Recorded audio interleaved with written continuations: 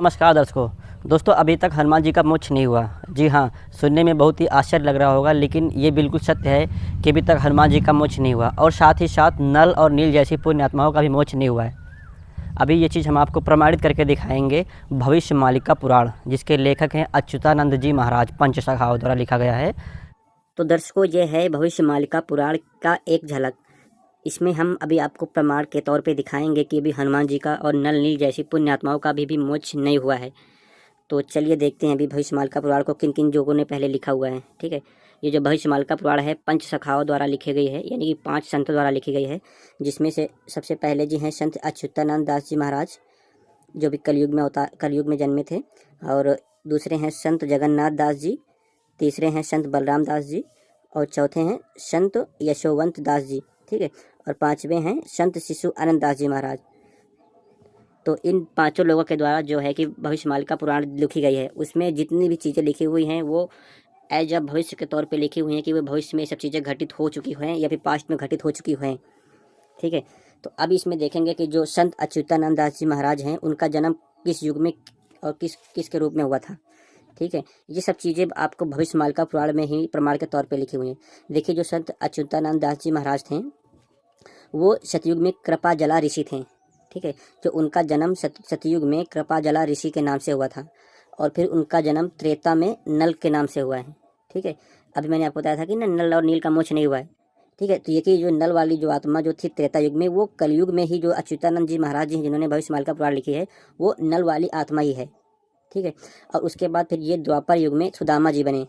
ठीक है, अब ये देखिए इसमें संत जगन्नाथ दास जी जो कलयुग में अभी भी जो पंच सखाओं में से भी एक सखा ये भी हैं, ये सतयुग में मार्कंडेय ऋषि थे।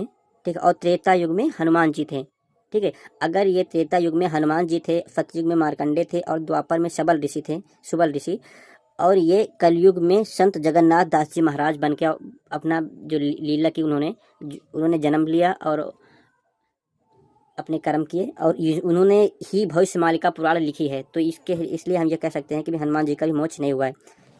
तो अभी आप इसके बाद आप देखेंगे जो संत शिशु आनंद दास जी थे, उनका सतयुग में जन्म स्वयंभू था, त्रेता में सुपेड़ था, और द्वापर में श्रीवत्स था। ठीक है, नोट यहाँ पे देखिए, नोट भी लिखा है कि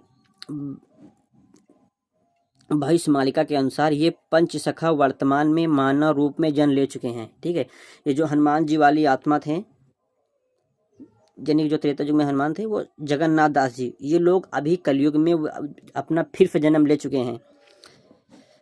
ठीक है, अब इसके आगे पढ़ते हैं। ये प्रमाण सिद्ध करते हैं कि मार्कंडेय ऋषि, नारद मुनि, हनुमान जी, नल और नील जैसे निष्ठावान भक्त होने के बाद भी मोक्ष प्राप्त नहीं कर सके। अब सबका मोक्ष 16 महाकलाओं से युक्त श्री जगन्नाथ कबीर परमेश्वर के अवतार संत रामपाल जी महाप्रभु के द्वारा सुनिश्चित होने वाला है।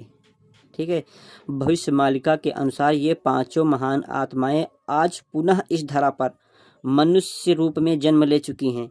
ठीक है, ये हनुमान वाली जो आत्मा थे जगन्नाथ जी, यानी कि जो 5 आत्माएं हैं, वो फिर से इस कलयुग में जन्म ले चुकी हैं। वर्तमान में ये सभी साधारण मानव जीवन जी रहे हैं। अब इनका भी महाप्रभु के द्वारा मोक्ष होगा। ठीक है, अब देखते हैं यहाँ पर ऊपर क्या लिखा हुआ। देवी देवता भी मानव रूप में जन्म ले चुके हैं। अब यहाँ पढ़ेंगे थोड़ा हम।